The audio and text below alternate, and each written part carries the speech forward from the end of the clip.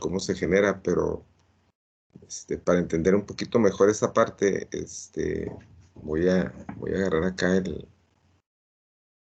eh, la parte de una hoja en blanco, como si estuviéramos ahora sí que en el pizarrón, y voy a tratar de dibujarles aquí, tal cual estuviéramos por allá, para, entender esta parte. Entonces, déjenme nada más dejarlo ese hoja en blanco que necesito.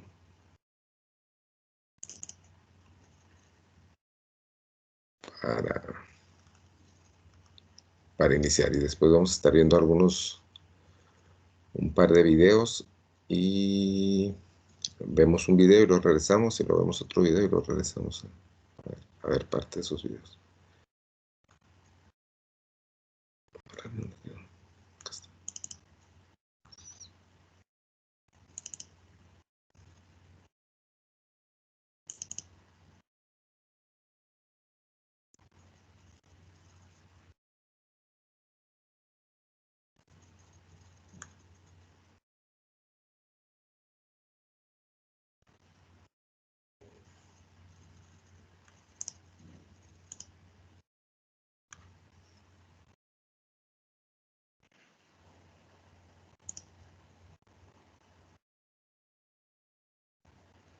Y vamos, nada más de que se cargue aquí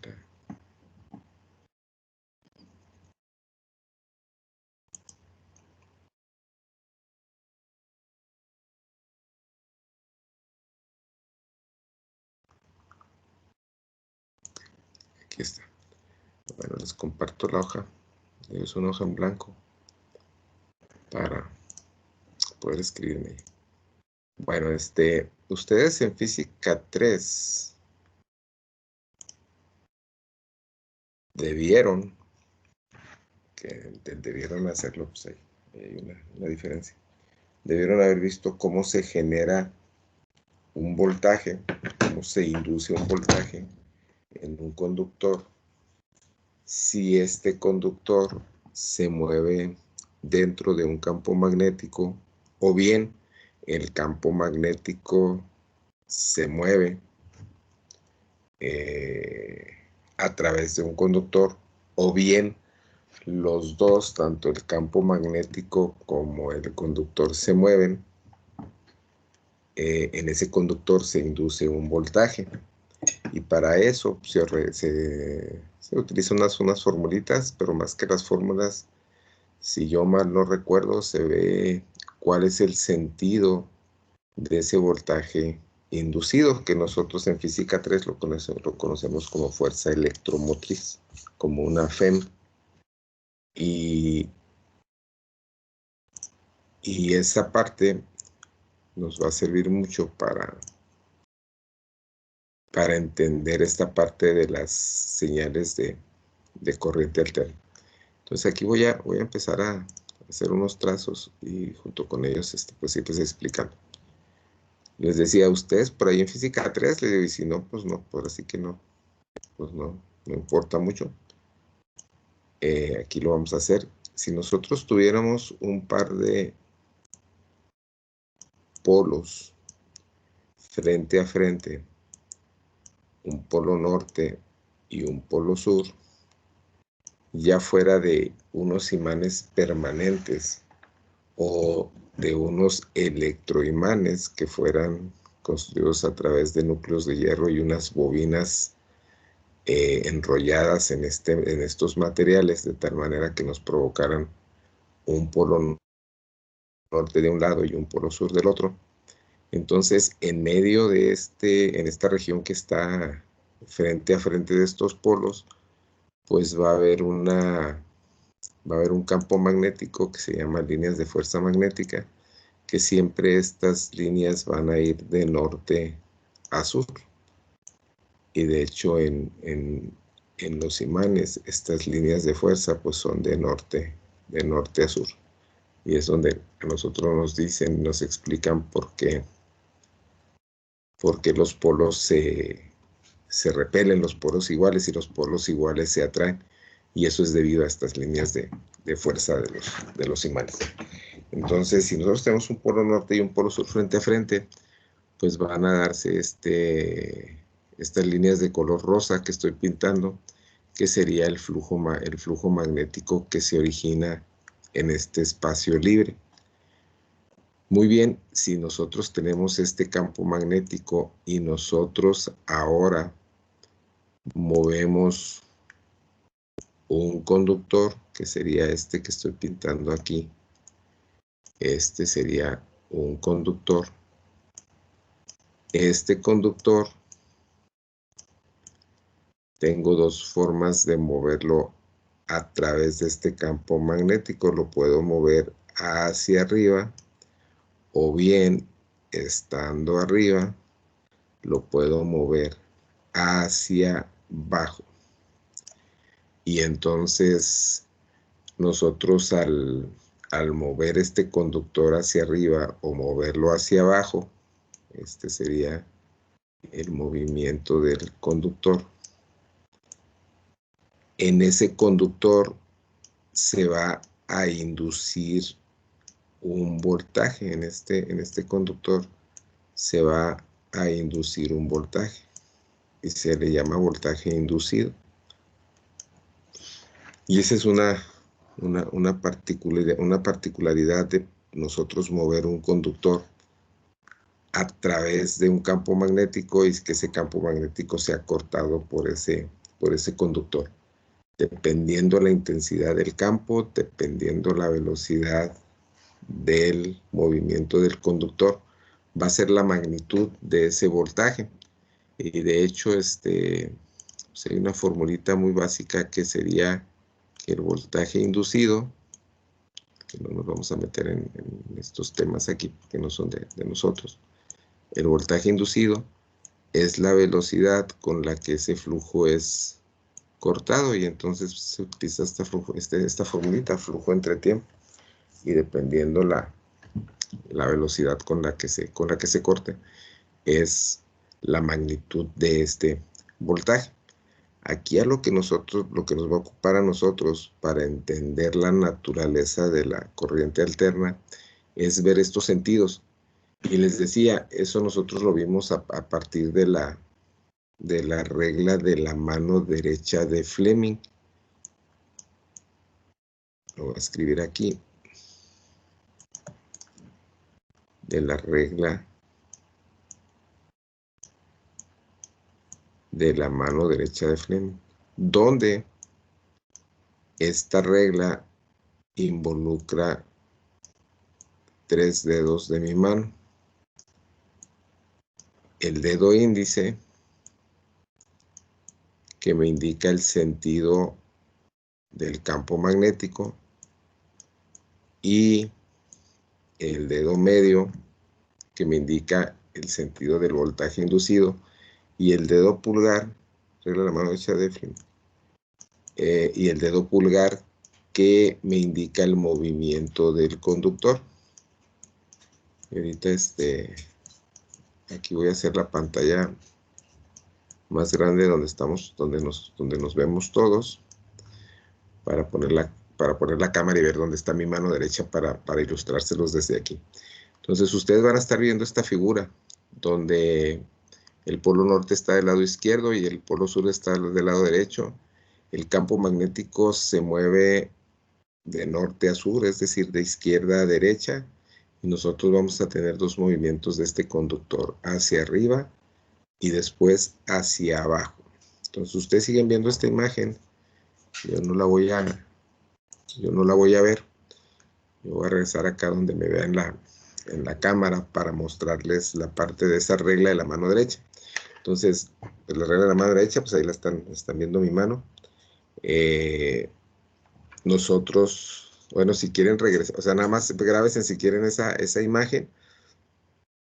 Está el campo magnético moviéndose de norte a sur, y tenemos conductor que se mueve de abajo hacia arriba y de arriba hacia abajo. Y si quieren, acá donde estamos todos en el mosaico de imágenes, donde ustedes me puedan ver para decirles cómo es la parte de la regla de la mano derecha, aquellos que no la hayan visto o aquellos que no la recuerdan. Pues nuestra mano tiene 5 dedos, entonces de estos vamos a ocupar 3.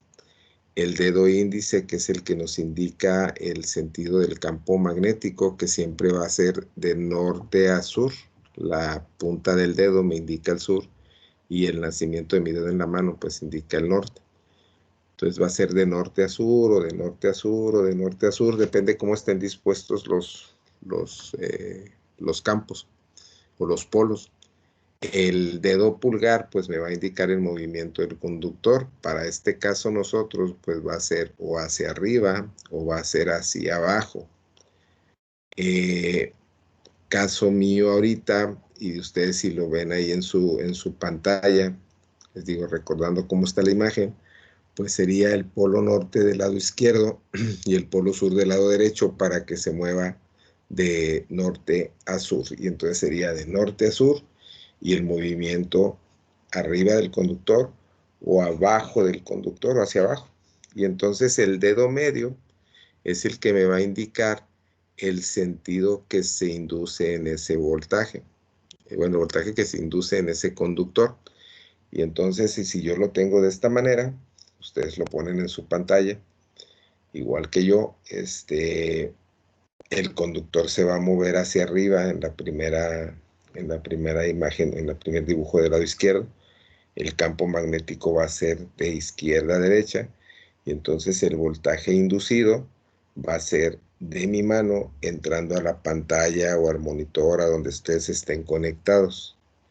Para nosotros indicar que está entrando al pizarrón o entrando al monitor, en este caso al monitor o a la pantalla donde estén ustedes viendo ahorita, se pone una crucecita para indicar que el sentido es de nosotros hacia adentro del monitor.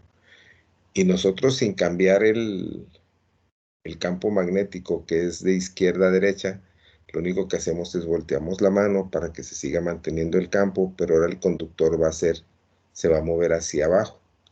Y al moverse hacia abajo, el dedo medio, que es el sentido del voltaje inducido, me va a decir que es de la pantalla hacia donde yo estoy sentado. Y entonces, para indicar que ese voltaje es de la pantalla hacia mí, se pone un puntito. Y esa sería la forma en que nosotros indicamos o sabemos la dirección del voltaje inducido en un conductor cuando se mueve en un campo magnético. Entonces regreso acá a la presentación para poner esa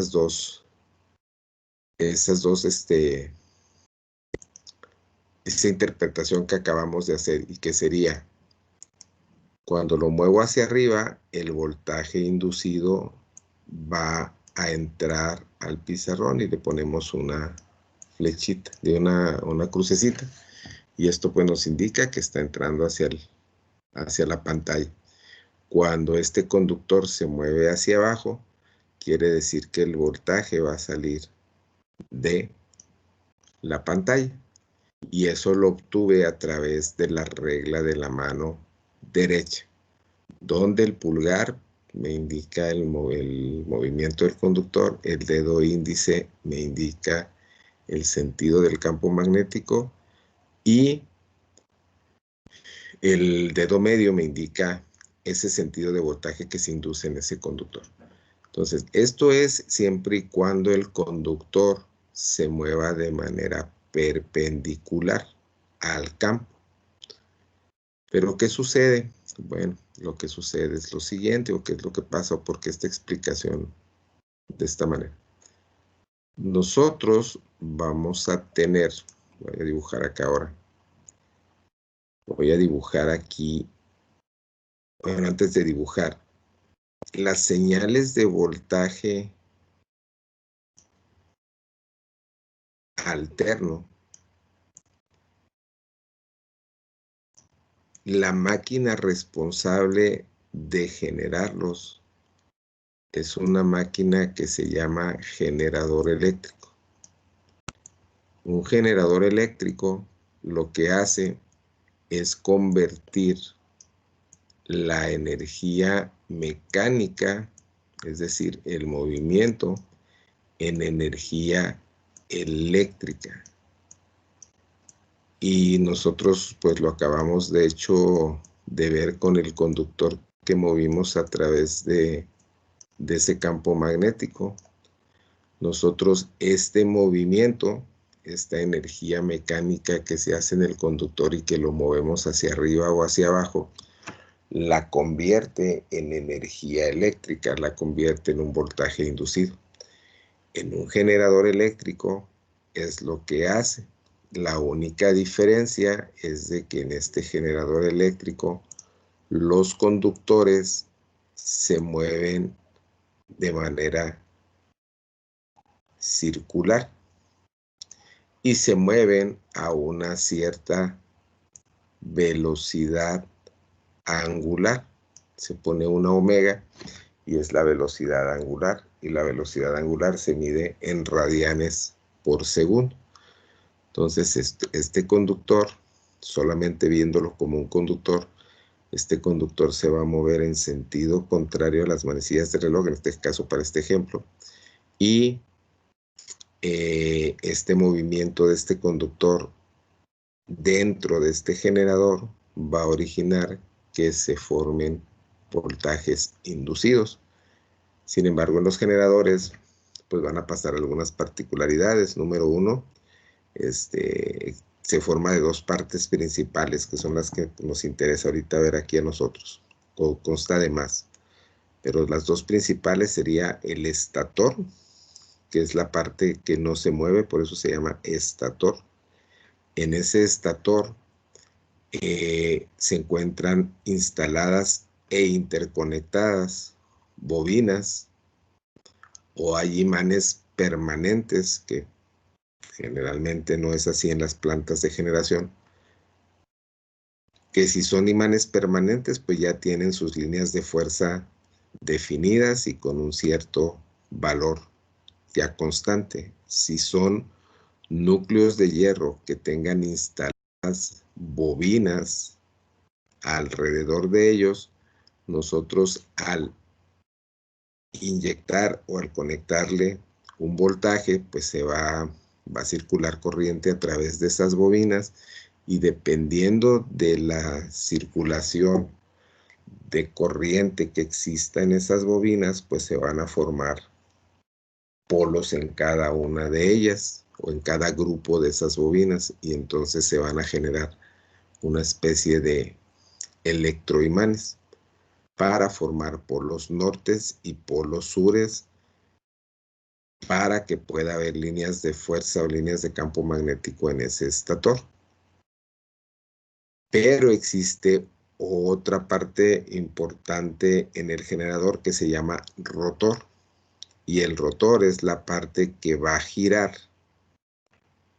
en ese generador, y que ese rotor tiene cientos o miles de conductores enrollados en ese rotor, que son los que van a estar cortando las líneas de fuerza del campo magnético para que se puedan generar o inducir voltajes en ellos. Ese movimiento de ese rotor, generalmente, ahora sí en la práctica, en la vida real, lo hace el viento a través de los aerogeneradores,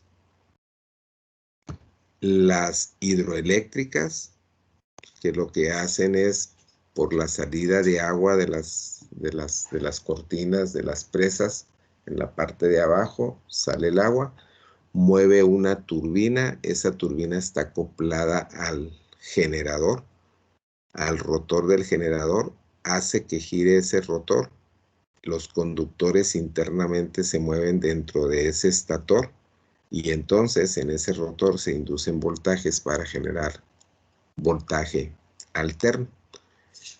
La otra son las termoeléctricas, las otras son las nucleoeléctricas, que ya existen muy pocas en el mundo. Las geotérmicas, que se aprovecha el vapor del subsuelo de manera natural para el mismo vapor, la presión del vapor del subsuelo mueve una turbina, Esta turbina está acoplada mecánicamente a la flecha del generador y esa flecha pues es parte del rotor. El rotor gira y entonces los conductores que se están moviendo dentro del generador pues cortan líneas de fuerza de campo magnético y se genera el voltaje alterno, que al final de cuentas se forma y luego ya existe un proceso de manejo de ese voltaje pues hasta que nos llega a nosotros al uso, que puede ser la casa, que puede ser el súper, que puede ser el hospital, que puede ser la escuela, que puede ser una planta industrial, para los diferentes procesos que nosotros manejamos. Pero el principal responsable de generar ese voltaje pues es un generador eléctrico. Está compuesto de esas dos partes, de un estator y de un rotor. Si ustedes, si lo comparamos con un motor, pues un motor eléctrico tiene las mismas dos características. Tiene un estator y tiene un rotor. La única diferencia es que el motor lo que hace es convierte la energía eléctrica, la convierte en energía mecánica. Y esto lo vemos cuando yo agarro un motor, lo conecto al voltaje y entonces en ese momento esa energía eléctrica de la señal de voltaje, cuando lo conecto al tomacorriente, se convierte en energía mecánica a través del movimiento de un aire acondicionado, de un abanico, de una licuadora, de un taladro, de una lavadora. Entonces, esos son los motores eléctricos. Esa es la diferencia de los dos, aunque su construcción es muy, muy parecida, sus funciones son diferentes. Entonces, pues ahora sí, voy a dibujar aquí un generador de dos polos. Muy sencillo, porque lo que queremos entender es cómo se genera la señal de corriente alterna. Para entender por qué se escribe así. Y aquí voy a dibujar. Así que con muy buena voluntad para que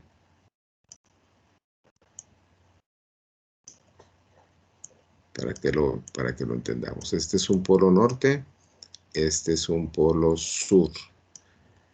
Y lo vamos a entender con la pura regla de la mano derecha de Fleming. Y luego aquí voy a poner esto así.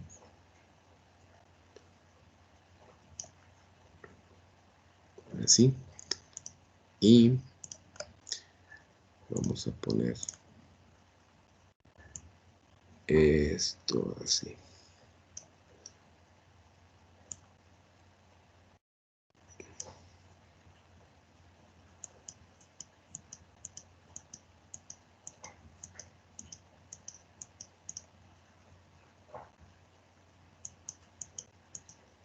Esto nada más es para ver la naturaleza de cómo se escriben las señales de voltaje o de corriente alterna. Entonces aquí yo tengo un polo norte y un polo sur. En este polo norte y en este polo sur, que ya su forma de dibujarlo fue bien diferente a como estaba acá. Nosotros ahora vamos a mover un conductor. Voy a mover un conductor. Vamos a ponerle el color negro. Este conductor lo voy a empezar a mover aquí, a partir de aquí. Este conductor que lo voy a mover, y lo voy a mover de manera circular, que es como realmente se mueven los conductores dentro de un generador. Este conductor, una vez que nosotros construyamos la primera vuelta, pues este conductor lo podría yo mantener girando a una cierta velocidad, pero esta velocidad es una velocidad angular, y la velocidad angular se mide en radianes por segundo. Es algo que va a aparecer en los videos y en los videos se le llama frecuencia angular. Entonces voy a mover ese conductor en sentido a las manecillas del reloj de manera circular. Y vamos a ver qué es lo que va a ir pasando. Luego, nosotros tenemos líneas de campo magnético que van de norte a sur. Y aquí aparecen, está muy tenue ese rosa, déjenme le pongo este. De norte a sur. Nosotros sabemos que el campo magnético es de norte a sur. Y yo nomás voy a dibujar 3 porque esos 3 me van a servir a mí para ir viendo cómo se va comportando este conductor cada vez que vaya girando en alguna posición de este movimiento circular en una vuelta completa. Existe una formulita que nosotros pues no tenemos nada, ahora sí que nada que ver aquí, pero que nos va a ayudar a saber cuánto voltaje se puede inducir en un conductor. Y a partir de ahí nosotros los eléctricos empezamos a hacer otros cálculos en una materia que se llama, que bueno, tiene muchos nombres en las retículas de eléctrica. Puede ser conversión de la energía 1, máquinas eléctricas 1, máquinas de CA y de CD, tiene muchos nombres. Pero en una parte al inicio de nosotros esa materia, nosotros vemos esta formulita. Y decimos que el voltaje que se induce en un conductor es igual a la densidad de flujo que un conductor con una longitud activa, L, se mueve a una cierta velocidad por el seno de donde θ es el ángulo que se forma entre el movimiento del conductor, que es la velocidad, y el campo magnético, que es la densidad de flujo. Esto nos da como criterio de que el movimiento del conductor pues ya no va a ser de manera perpendicular como lo vimos acá en un inicio, y es como lo vemos en física, sino que pues ya el conductor se va a mover en ángulos diferentes a el perpendicular que nosotros veíamos, hacia arriba, hacia abajo, hacia un lado, hacia el otro, dependiendo cuál era la posición de esos polos. Ahora bien, vamos viendo qué significa cada uno de estos, ¿no? La densidad de flujo es lo siguiente, es la cantidad de flujo por unidad de área. Y aquí voy a dibujar un polo.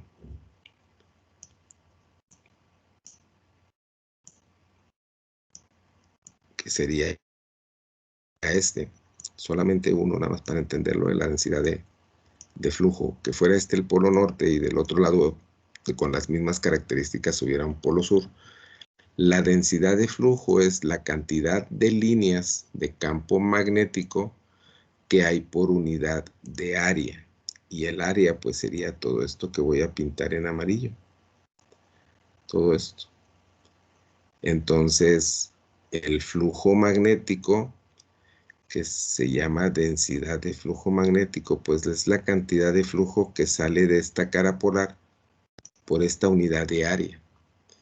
Y entonces esta densidad de flujo pues va a ser diferente a que si yo tengo ahora una carita polar de este tamaño, pues ahora sí que más chiquita.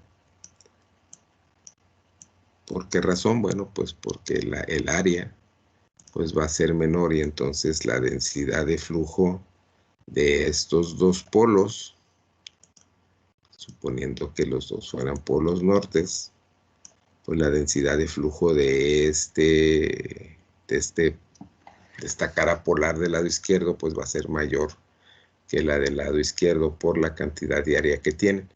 Y la forma pues de expresarse es que la densidad de flujo B es la cantidad de flujo magnético por unidad de área. Y a eso se le conoce densidad de flujo. Digo, nada más para saber de dónde sale. No me interesa ahorita meterme ni en cálculos ni en operaciones. La L. Nosotros tenemos esta cara polar o esta cara polar chiquita.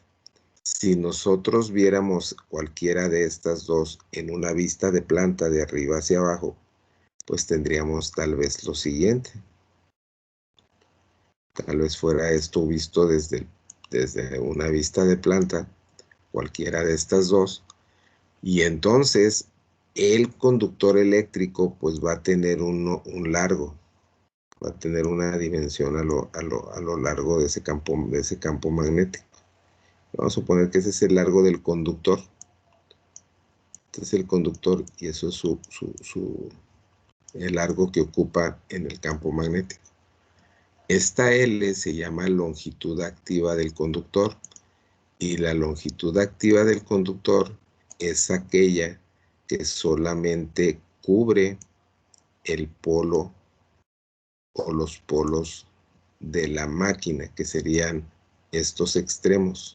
Esto que voy a pintar de color verde, esa sería la longitud activa del conductor. Es realmente lo que me va a servir para generar o inducir el voltaje. ¿Y qué quiere decir entonces? Que todo esto que sobra hacia arriba y lo que sobra hacia abajo es conductor eléctrico que se está desperdiciando, que no me sirve para generar un voltaje, solamente lo que está dentro de los campos o dentro de los polos del generador. Desafortunadamente no vamos a tener oportunidad de ir al laboratorio, pero voy a buscar alguna imagen o algún video donde nosotros veamos cómo se construye un motor o un generador, cualquiera de los dos, y nos vamos a dar cuenta de que estos conductores están bien pegaditos a la parte del núcleo magnético donde están montados. Y la razón es esa, la razón es de que pues esto debe de estar dentro de los polos, dentro de la construcción de la máquina, porque todo lo que sobra pues es material que se desperdicia, y pues ese material que se desperdicia pues tiene un costo y todo lo que le vamos agregando, ¿no? Y haría más grande la máquina y no nos serviría de nada, no aportaría nada a la máquina. Entonces esta es la longitud activa del conductor. Esta sería esta L que está aquí. Entonces ya vimos lo que era la densidad de flujo, la L y la B. Pues la B es la velocidad a la que este conductor, voy a regresar aquí al generador que acabamos de dibujar, esta sería la velocidad a la que este conductor se va a mover dentro del campo magnético. Esa no habría mayor problema. Lo voy a borrar. Y el ángulo teta es, esto es lo que sí nos va a interesar ahorita precisamente para construir la señal alterna. Ese ángulo teta va a ser lo siguiente. Nosotros aquí en estos dibujos que tenemos aquí arriba, me lo hago un poquito más chiquito para alcanzarlo a ver.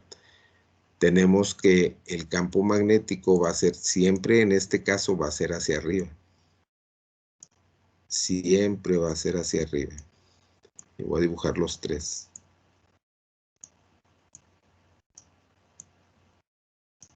Y el conductor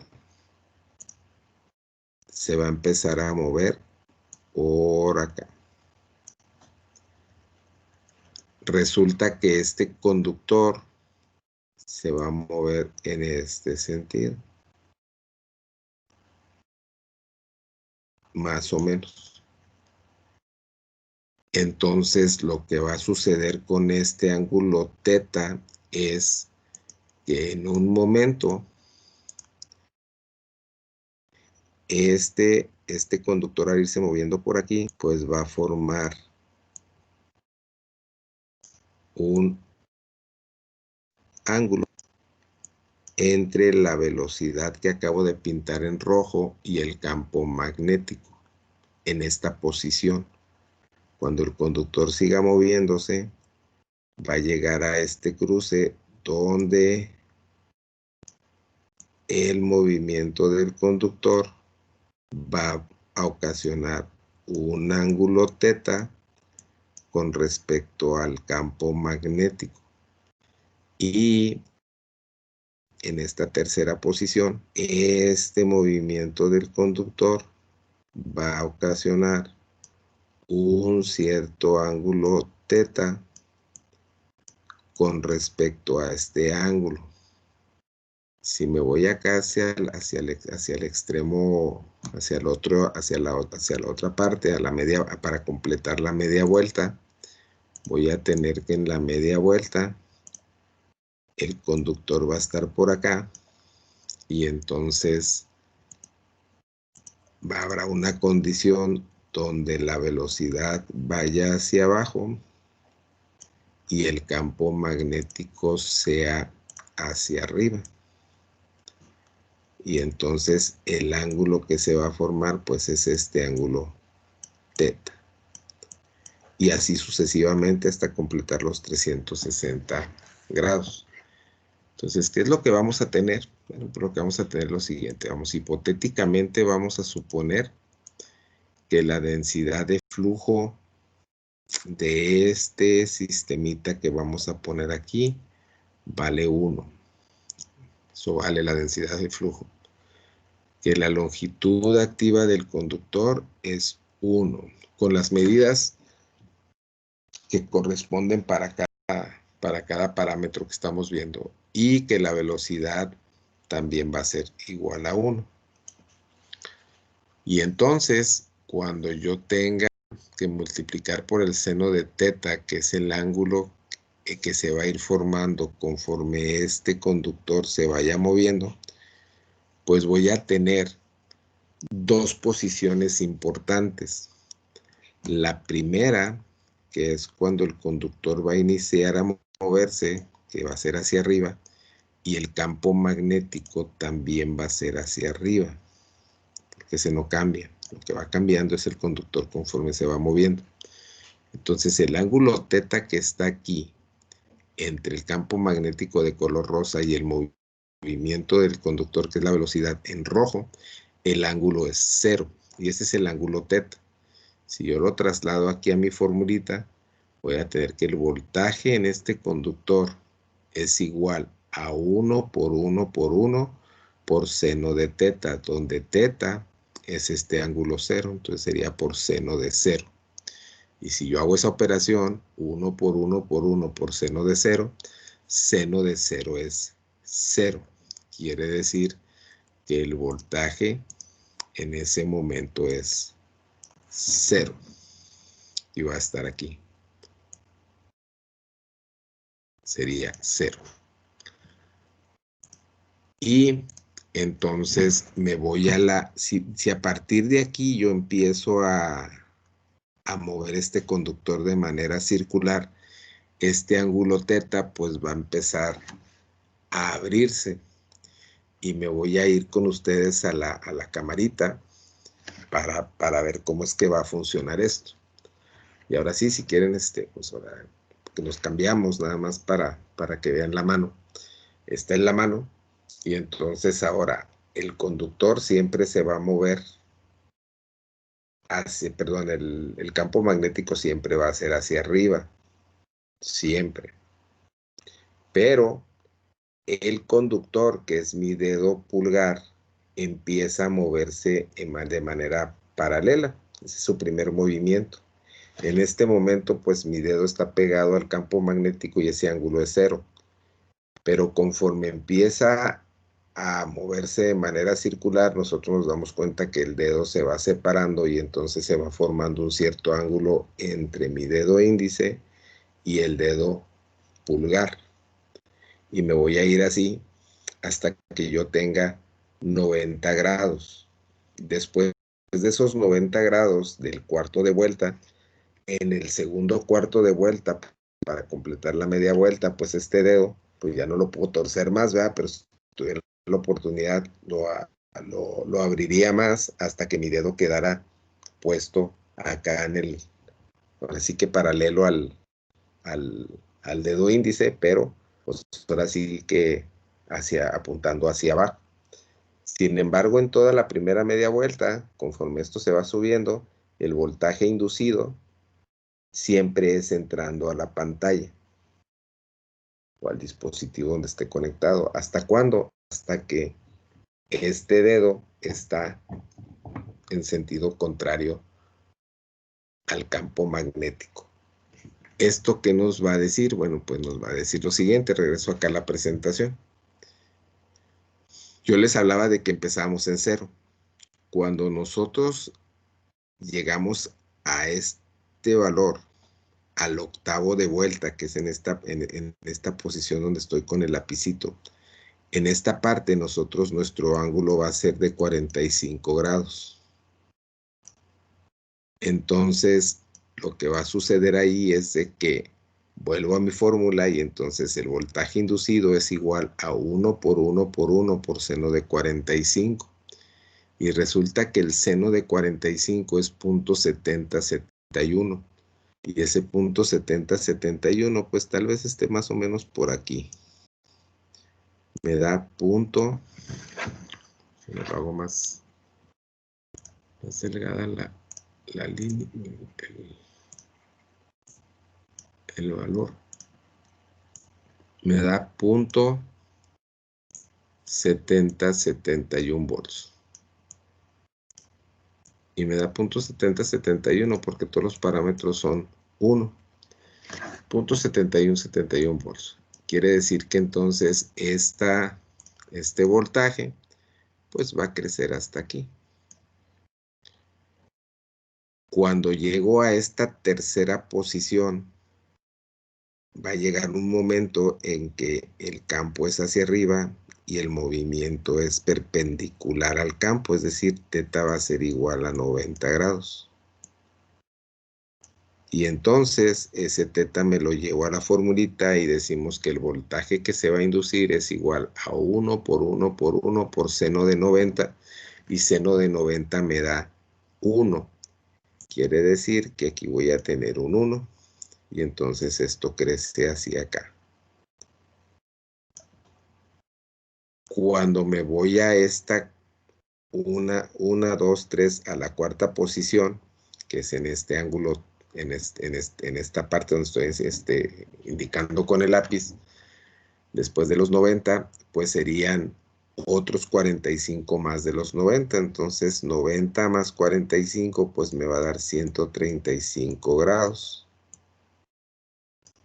Y ese ángulo teta, que es el que se forma entre la velocidad y el campo magnético, pues me dice que el voltaje que se induce sería 1 por 1 por 1 por seno de 135. Y resulta que seno de 135 me da 0.7071, de tal manera que pues ahora ya va para abajo el voltaje. Y cuando llego a la primera media vuelta, resulta que la velocidad del conductor se mueve hacia abajo, pero es en sentido contrario, es paralelo al campo magnético, y entonces este teta es igual a 180 grados. Y estos 180 grados me los llevo al ángulo teta de la formulita y sería el voltaje es igual a 1 por 1 por 1 por seno de 180. Y resulta que 180 pues es igual a 0, entonces este voltaje ahora llega aquí. Esto que acabo de formar aquí es durante la primera media vuelta.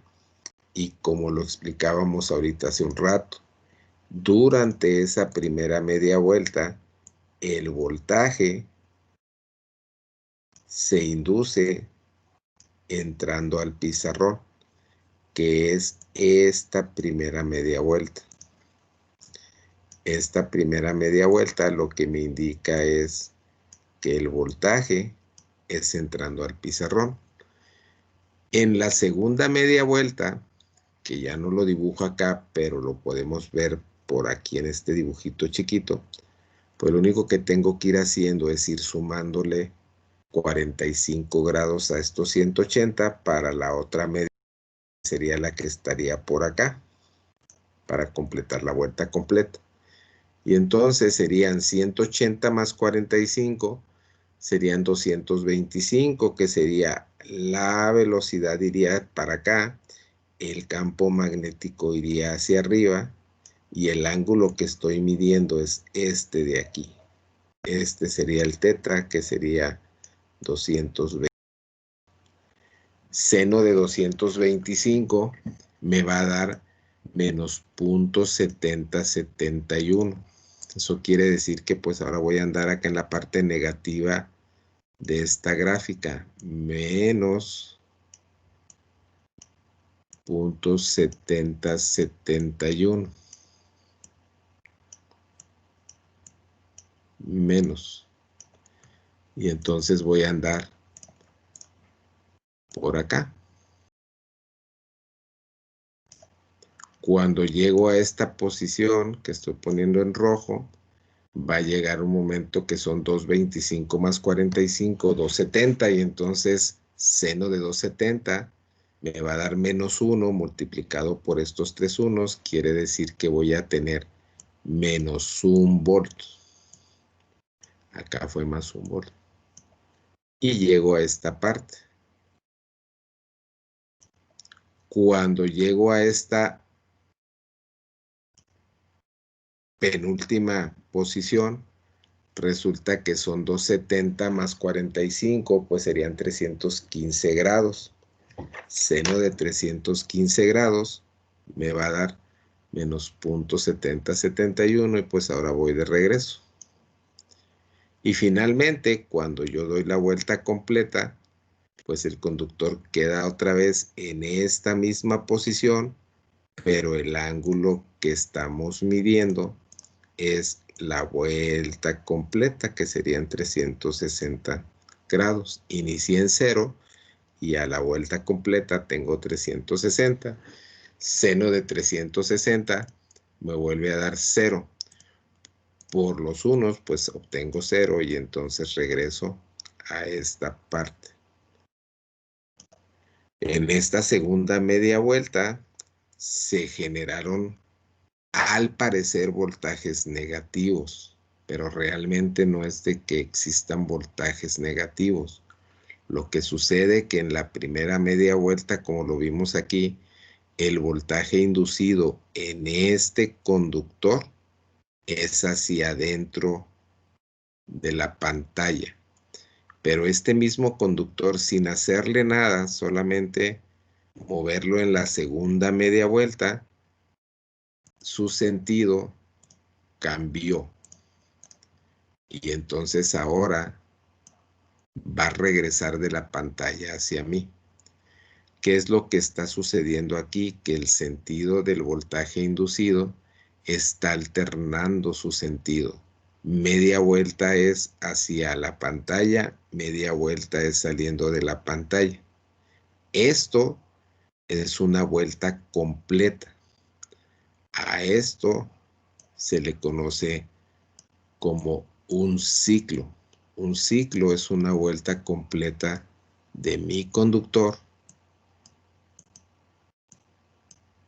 dentro de un campo magnético. ¿Y qué sucede si nosotros este conductor lo mantengo girando a una velocidad angular constante? Pues lo que va a suceder es de que va a pasar esto.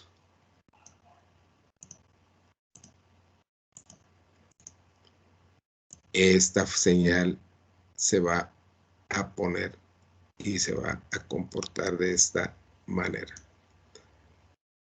Y la naturaleza de esta forma de onda que se forma al mover un conductor dentro de un campo magnético en un generador, pues es la función seno. Por eso, o esta es la razón por la que los voltajes y las corrientes en señales de corriente alterna se escriben con la función seno o coseno. Y entonces ahora vamos a poder entender pues por qué se escriben de esa manera. Y se da precisamente porque al momento de hacer este análisis que hicimos aquí, bien básico, nos dice que la señal, la forma de onda, de manera natural, me da una curva que es igual a la función seno. Y de esa manera tenemos el origen de por qué una se llama corriente alterna, porque lo que sucede es de que se van alternando sus sentidos. Y entonces si lo trasladamos para acá, pues las medias vueltas positivas matemáticamente, pues van a ser entrando a la pantalla, y las medias vueltas negativas, como vienen ilustradas aquí, van a ser saliendo del pizarrón. Es decir, la corriente, el voltaje entra al pizarrón, sale el pizarrón o sale la pantalla, y entra, sale, entra, sale, y que es esta alternancia que está aquí. Entonces, pues esta parte, ahora sí que de introducción, es para entender por qué se da el voltaje alterno, cómo se da y por qué se escribe como se escribe. Ok, muchachos, entonces, digo, esto es para entender esa parte. Ahora sí, les voy a presentar un par de videos, un video y luego regresamos acá otra vez y vamos a seguir escribiendo por acá abajo algunas cositas correspondientes a ese video y a lo mejor aclarando algunas cosillas ahí del video. Ok, déjenme, me cambio de aquí. Dejo de compartirles. Ya no quiso.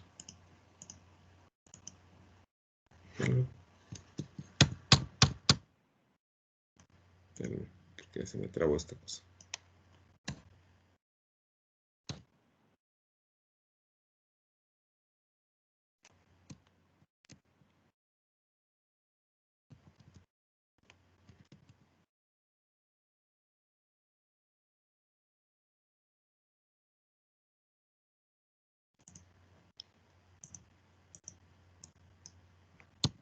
Un tantito, ¿no? Ya se trabó esta cosa. Déjenme ver aquí cómo.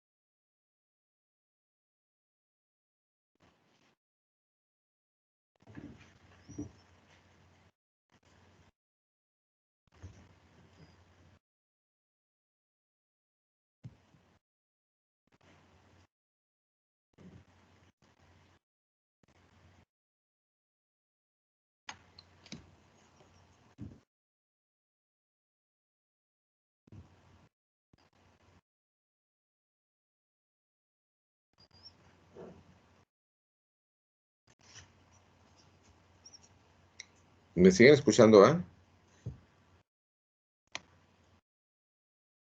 Sí, profe. Sí, déjenme. ¿Qué están viendo ahorita?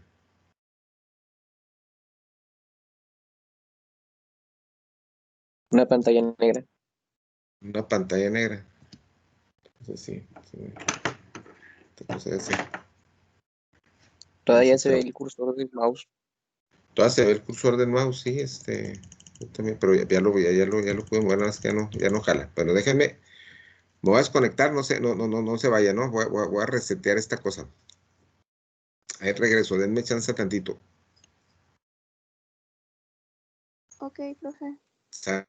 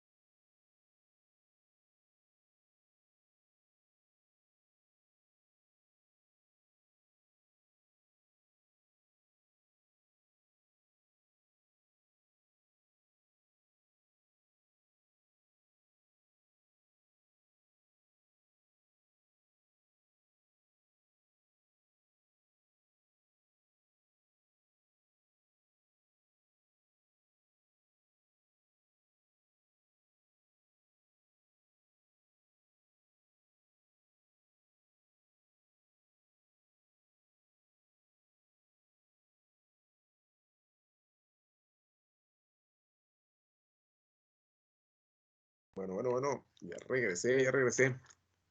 Seguimos aquí. Bueno. Bueno. ¿Se escucha, profe? Ok, sale, bueno, déjenme, voy a jalarlo, el video que les decía, espérenme, aguántenme.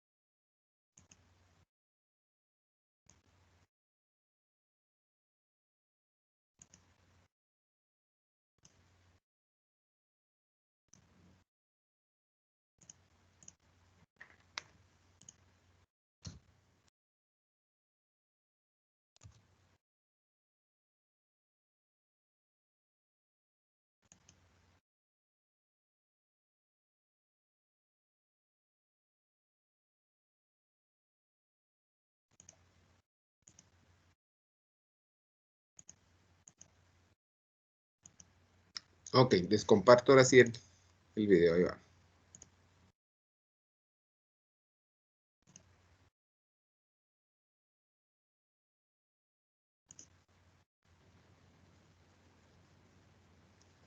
Ahí va, muchachos, para que lo veamos. Espero que se encuentren bien. Hace poco subimos un video de fuentes de alimentación y habíamos dicho que una fuente en alterna proporcionaba una onda sinusoidal. Aunque existen otras formas de onda, la más común es esta, por eso vamos a ver más a fondo las funciones senoidales. Consideramos como funciones senoidales las funciones que toman seno o coseno. En la pantalla podemos observar la gráfica del seno y la del coseno.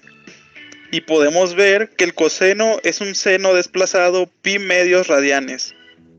Aunque podemos trabajar con ambas funciones, para este video y dar la explicación solo vamos a ver el seno.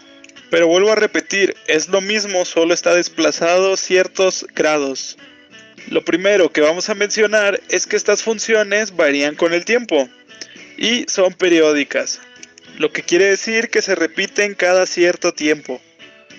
En la gráfica podemos observar dos semiciclos. En el primer semiciclo el voltaje es positivo, mientras que en el segundo semiciclo el voltaje es negativo.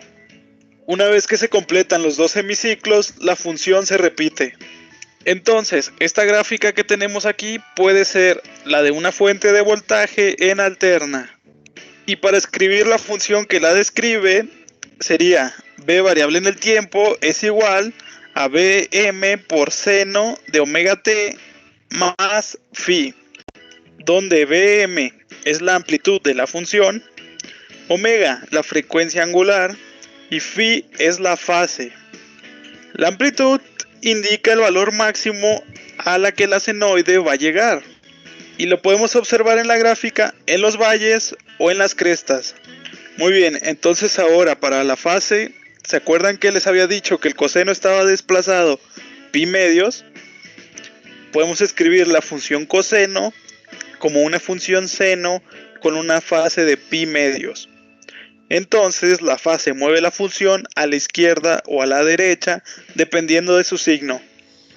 La frecuencia angular representa la rapidez de cambio de una cantidad angular. En otras palabras, el ángulo girado por unidad de tiempo.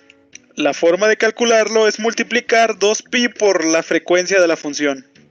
Entonces aquí nos encontramos con el término frecuencia, el cual lo escribimos con la letra F minúscula y está relacionado con el periodo. La relación que existe entre ellos es que se calculan como la inversa del uno del otro. Entonces, la fórmula para calcular la frecuencia es igual a 1 sobre el periodo. Y para el periodo vamos a calcular 1 entre la frecuencia de la función. Pero, ¿qué quieren decir cada uno de ellos? El periodo es el tiempo que tarda la función en completar un ciclo, mientras que la frecuencia es el número de ciclos que completa la función en un solo segundo. En la gráfica podemos observar el periodo y la frecuencia. El periodo se expresa en segundos porque es tiempo, mientras que la frecuencia se expresa en hertz, 1 sobre segundo. Muy bien, ahora vamos a ver 4 formas de expresar el voltaje de una onda seno en función de su magnitud. Es muy importante que aclaremos que las B's que vamos a utilizar son de valores, porque pueden ser de corriente o de voltaje. El primero que vamos a mencionar es el valor pico, y es el valor en el punto máximo positivo o negativo, y coincide con la amplitud de la onda. Habíamos dicho que son en función de su magnitud, entonces siempre será positivo sin importar en qué semiciclo lo estemos midiendo. El valor pico a pico es el voltaje o la corriente desde el pico positivo hasta el pico negativo y siempre será 2 veces el valor pico. El siguiente valor es el valor RMS, por sus siglas en inglés Root Mean Square, que significa raíz cuadrática media, y es el valor que nos dan los voltímetros, amperímetros y multímetros, el cual se calcula dividiendo el valor pico entre raíz de 2. O lo que es lo mismo, 0.707 por el valor pico. El último valor es el valor promedio. Es el área bajo la curva de medio ciclo, dividido entre la distancia en radianes de la curva a lo largo del eje horizontal. Suena muy complicado, pero no se lo tomen así tan en serio.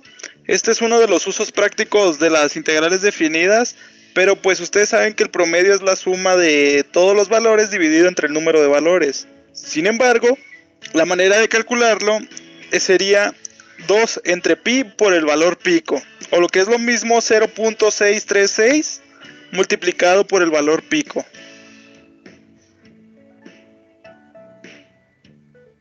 Muy bien, hasta aquí hemos llegado con el video de funciones senoidales. ¿Tienes alguna duda? Déjala en los comentarios. Y si te ha sido útil el video, regálanos un me gusta. Aquí en la pantalla. Ok, muchachos, ok, bueno, ese es el primer video. De esa parte, déjenme, me voy a acá a las hojas. Tengo abiertas dos, se abrieron dos.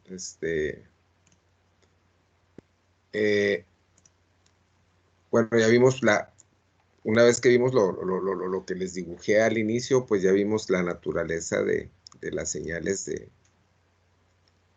de corriente alterna. Y esas señales se dan en una función trigonométrica que es seno. Cosas importantes de este video. Las señales siempre se van a graficar en una función que es una función seno, así como lo acabo de poner ahí. Hablaba de una frecuencia angular, que era la que yo les decía que es la velocidad angular a la que giran los conductores, y sería puesta en esta parte del eje, si lo vemos como una gráfica. Son expresiones en función del tiempo, porque precisamente esta T minúscula es la que nos da esa oportunidad de nosotros poder medir el voltaje en un tiempo determinado a lo largo de esta curva. Luego aparecen un concepto que le llaman amplitud máxima, que la amplitud máxima es el mismo valor que el valor pico.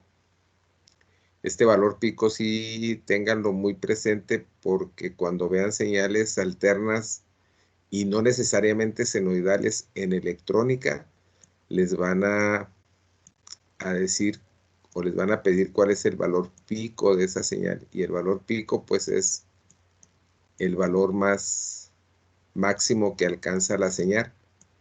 Y en este caso en la alterna pues tenemos dos valores picos.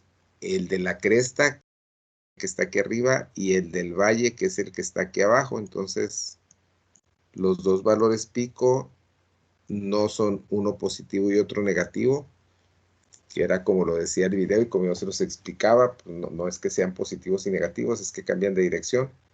Y entonces el valor de pico a pico, que también es algo que ustedes por ahí en electrónica lo van a tocar, pues no es más que el valor que yo tengo máximo acá del lado positivo y el valor de acá del lado negativo, de la parte baja de la curva. Y entonces va a ser 2 veces el valor pico. Eso es algo importante por ahí de las señales alternas. Por otro lado, existe un voltaje que se llama voltaje RMS. Profe, Mándeme. seguimos viendo, bueno, yo sigo viendo la pantalla de YouTube. Ándale. Sí, A ver, profe. espérame. Sale, a ver, ahí les va. Déjenme entonces me regreso un poquito. Ahí les comparto la otra, permítanme.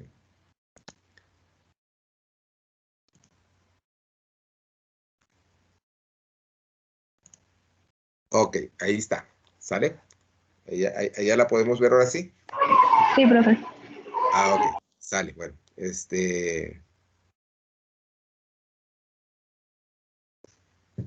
Entonces, les decía. Entonces, bueno, las señales por naturaleza son funciones seno, y ya lo veíamos el por qué cuando dibujé lo anterior antes de que se me trabara la computadora.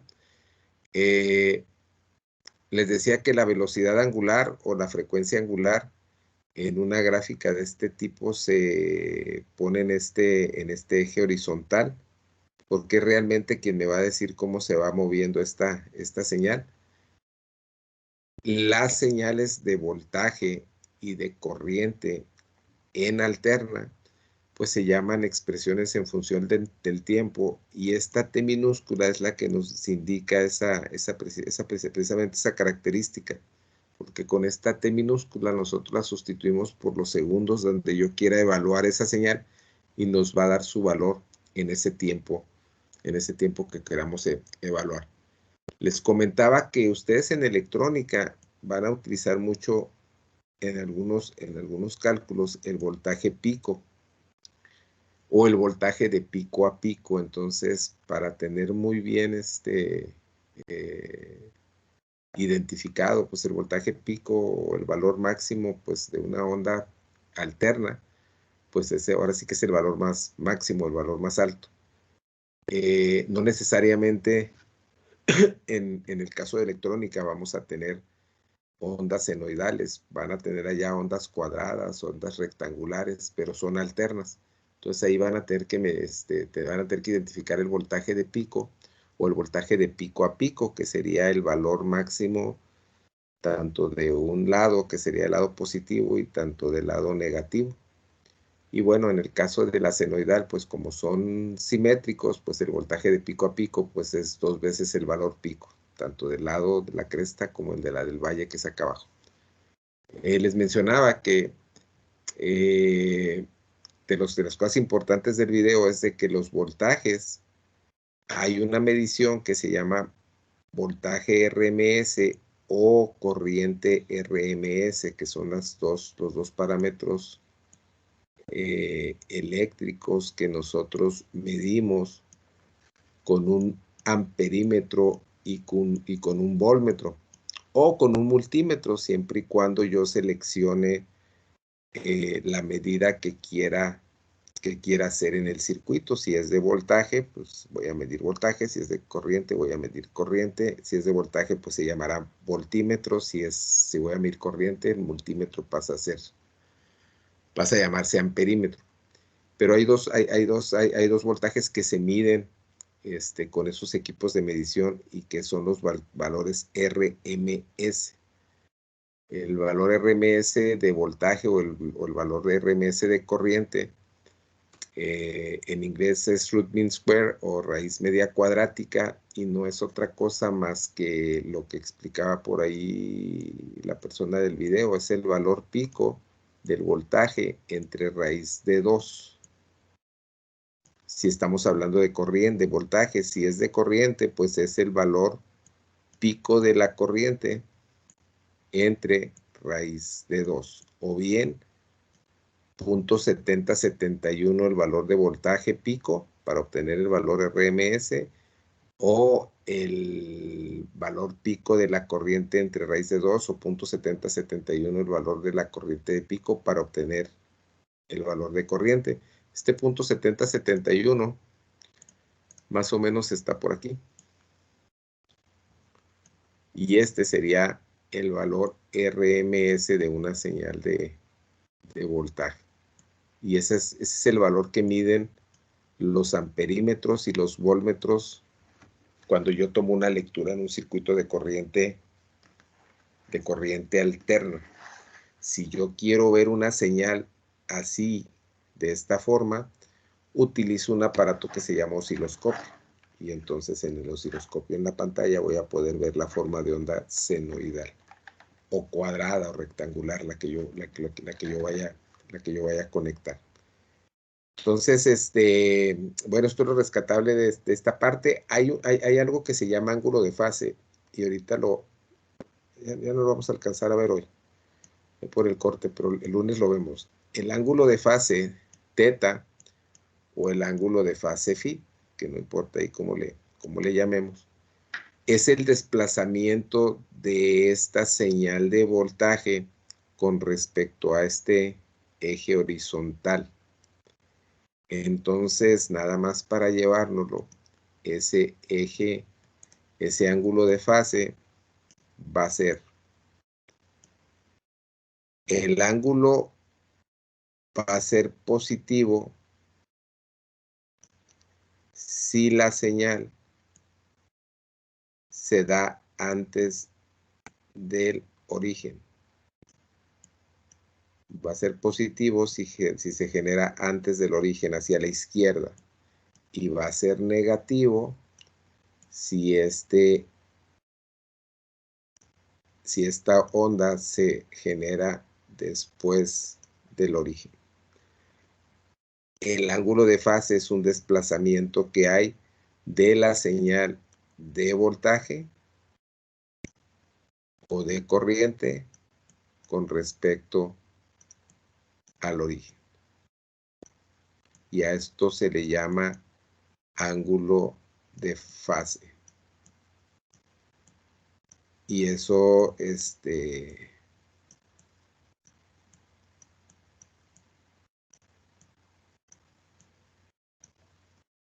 y este ángulo de fase viene en las expresiones de voltaje. Por ejemplo, voltaje es igual a 100 volts seno de 200T más 20 grados, por ejemplo. Entonces, así escrita como está, pues es una expresión en función del tiempo. Quiero identificar cada una de estas partes. Bueno, este 100 es el valor pico. Este seno es la naturaleza, como lo decía ahí el video, es la naturaleza de las señales de corriente o de voltaje alterno. Y lo veíamos en el dibujo que presentamos al inicio de la clase. Este 200 es la frecuencia angular, W, y que está en radianes por segundo, y que son 200. T es la evaluación del tiempo en el que yo quiero medir esta señal de voltaje. Y 20 más 20 es el ángulo de fase de esta señal de voltaje. Y con este más, yo voy a saber que si lo quiero graficar, este más quiere decir que 20 grados antes del origen, esta señal de voltaje se genera. Esto significa este más 20, este ángulo de fase, este desplazamiento que hay en el eje horizontal. Y esta B minúscula, que no la mencionan en este video ni en los otros, se le conoce como valor instantáneo del voltaje. Y esta V minúscula es el valor instantáneo porque solamente se va a dar cuando se evalúe en el tiempo que yo desee. Y es un valor puntual. Por ejemplo, si lo hago al segundo, tal vez al segundo el voltaje tenga este valor, este punto rojo que acabo de poner aquí. Tal vez a los 20 segundos su valor instantáneo sea en esta parte. Entonces son valores instantáneos, valores que se dan en ese punto, en un punto determinado de la curva, dependiendo el tiempo en el que yo lo quiero evaluar. Y esta V minúscula se conoce como valor instantáneo. La corriente se escribe igual. La corriente sería I minúscula.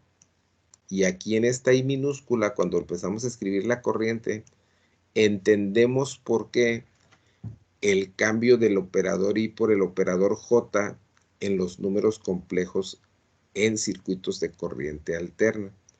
Porque la I, esta I minúscula, ya está reservada para la corriente eléctrica. Entonces, cuando introduzco los números complejos en corriente alterna, en la forma rectangular se sustituye la I del operador imaginario por la J, que es lo que hicimos el martes. Entonces aquí la I minúscula, pues a lo mejor es igual a 10 amperes. Seno, suponiendo que sea del mismo circuito, pues entonces tiene que tener la misma frecuencia angular, 200T, pero el ángulo a lo mejor sí va a ser diferente. Y va a ser diferente porque va a depender lo que tengamos conectado en ese circuito. Y entonces va a ser 10 amperes, seno de 200T menos 10 grados. ¿Qué cambió? El valor pico, porque es una... Entonces el valor de corriente de ese circuito y el ángulo de fase. Todo lo demás es igual, porque es de la misma naturaleza senoidal. Debe de trabajar a la misma frecuencia angular, W, y lo que va a cambiar también es el ángulo. Esta frecuencia angular, tal vez nosotros no estemos muy familiarizados, de hecho no estamos familiarizados, pero con lo que sí estamos familiarizados, y ya nada más para terminar el día de hoy, es con la frecuencia eléctrica. La frecuencia eléctrica para nosotros en México son 50, no son 60 ciclos, pero en sus aparatos electrodomésticos, eléctricos en México, el cargador de su celular o de la laptop, en alguna parte de la etiqueta dice 50/60 Hz HZ. Esa frecuencia es la frecuencia eléctrica a la que trabaja nuestro aparato o nuestros aparatos. Caso de México, trabajan a 60 ciclos por segundo, a 60 Hz. En algunos países del mundo, los sistemas eléctricos funcionan a 50 ciclos por segundo. En Asia, en Europa, en América del Sur, hay países que trabajan a 50 ciclos por segundo. Pero la mayor parte del mundo trabaja 60 ciclos por segundo. ¿Por qué la diferencia? Porque así fueron creados los sistemas eléctricos en su momento. Entonces, por eso hay algunos equipos en algunas plantas industriales en México que trabajan a 50 ciclos por segundo, pues porque fueron transferidas esas plantas a México y en el país donde estaban trabajan a 50 ciclos. Cuando se instalan en México, lo que se hace es se utiliza un convertidor de frecuencia de 60 ciclos del sistema de nosotros a 50 ciclos, que es a lo que funcionan esas máquinas. Entonces, nada más es lo único que se hace para instalar máquinas que trabajan a diferentes frecuencias. Se pone un convertidor de frecuencia. Y este valor es con el que nosotros estamos familiarizados, los 50 y los 60 ciclos por segundo. Que en el video siguiente que veamos el martes, pues vamos a ver unas características por ahí de la frecuencia. Por lo pronto, pues es todo, muchachos. El martes nos juntamos. El día de mañana, va a estar listo ahí los que vayan a hacer examen de conversiones. Va a estar listo el examen desde las 7:30 de la mañana hasta las 9:30 de la mañana. Nada más para, bueno, ustedes que sí los alcanzo a ver hoy, ahorita, la dinámica va a ser esta. El examen va a estar en el aula virtual para que puedan seleccionar la respuesta del examen. Entonces, ustedes van a poder hacer sus operaciones pues de manera rápida, como lo vayan haciendo, lo resuelven, le ponen inciso A, inciso B, inciso D, inciso E, como esté diseñado el examen para su respuesta. Y adicionalmente a eso, abajo del examen va a estar un archivo con una tarea que va a decir examen 2. También le voy a tratar de poner un título ahí para que lo puedan identificar, pero en esa tarea van a tener todo el viernes hasta las 11 de la noche para mandar todo lo que ustedes hicieron para resolver su examen, pasarlo en limpio, pasarlo bonito y yo poder cotejar lo que ustedes hicieron con las respuestas del examen. Y esa va a ser la manera de verificar que lo que respondieron hicieron en el papel. Entonces, pues nada más pues ahora sí para tener cuidado, ¿no? Para no tener malos entendidos de decir, yo puse el inciso A, me lo saqué mal, pero cuando hice el análisis acá, aparte, pues ya me salió bien, y entonces caer ahora sí que en la discusión de decir, oiga, pues es que yo lo contesté mal, pero miren, mi archivo iba bien. Si está contestado bien, es porque se hizo bien y nada más Lo único que van a hacer es transcribir lo que ustedes hicieron para darle solución al examen y que debe coincidir con su respuesta. Entonces, nada más se los aclaro para no caer en esos malos entendidos, ¿no? Porque se va a prestar a que digan, es que sabe que pues yo me saqué un 0, pero ¿qué cree? Pues es que me equivoqué de inciso. Era el inciso no sé qué y yo puse pero por los nervios y entonces no me parecería muy ético por parte de ustedes. Lo digo de manera general, ¿sale? Entonces lo que ustedes hagan, pues debe de coincidir con su respuesta. Nada más les voy a dar todo el día para que lo puedan pasar en limpio, lo puedan escanear y lo puedan subir. Entonces yo sus respuestas las voy a ir viendo junto con ese proceso del archivo de la tarea. Esa tarea pues no va a tener ningún valor porque pues es más bien para revisar las respuestas del examen. ¿Sale? Entonces mañana se los activo desde las 7:30.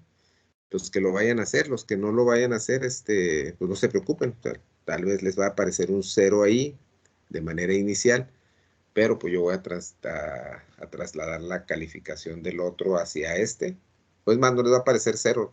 Cuando los vaya calificando, pues les voy poniendo la calificación que ya tenían en el examen anterior.